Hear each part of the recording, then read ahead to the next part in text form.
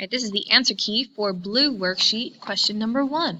So on the right, I have already set up the basics for the table that you will use every time you are doing a projectile problem. For the most part, it's going to have these things, and then depending on the type, there can be other additions, but in general, these are what we have. So based on our information, we're told that a cannon is shot at an angle of 30 degrees above the horizontal with a velocity of 420 meters per second. So diagram-wise, it doesn't specify that there is an initial height, so we can assume that it's ground to ground. So our diagram would look like this. We have our total initial velocity of 420, we have our angle of 30, and that's all we have. We don't know anything else information-wise. We are supposed to be finding the range, the maximum height, and how long it takes for the cannon to strike the ground after the launch. So we end up looking at our values. We have a VOX and a VOY. Usually if we're given an initial velocity and an angle, that should be the first thing that we do. So plugging in, we get 420 multiplied by the cosine of 30 for x, and then for VOY, we end up with 420 multiplied by the sine of 30, because based on the triangle, that's what we have. Y is opposite, x is adjacent.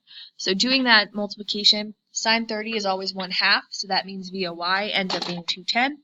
And then VOX, when you do the math, ends up being 363.73. So that information can get put into our table, and then we can continue from there to see what other information we can solve for. So looking at that, we can figure out how much time it takes to reach our peak height. We know an initial velocity in the y direction. We know that the final velocity in the y direction is going to be the peak. So that is going to give us 0 equals 210 plus our gravity, which is 9.81, multiplied by our time up, which is what we are solving for. So moving everything around, doing that math, we get a time up value of 21.41 seconds. So this is a long time, but you also have to consider that the velocity of 420 is relatively high. So looking at our times here, we have a ground-to-ground projectile. Ground-to-ground has symmetry around the peak, so that means the total time it's in the air is just double the time that it took to go up. So that gives us 2 times 21.4, which is 42.82 seconds. So that is the total time that our projectile is in the air. So we end up with these pieces of information. So now looking at our table, we have 2x things, and we only have 3x things total. So we can go right into figuring out our range if we wanted to, or we could figure out our maximum height at this point. Either works because we have enough information to do both. So using our delta y, I do 1/2 gravity time down squared. Based on the fact that there's symmetry, we know time up and time down are equivalent.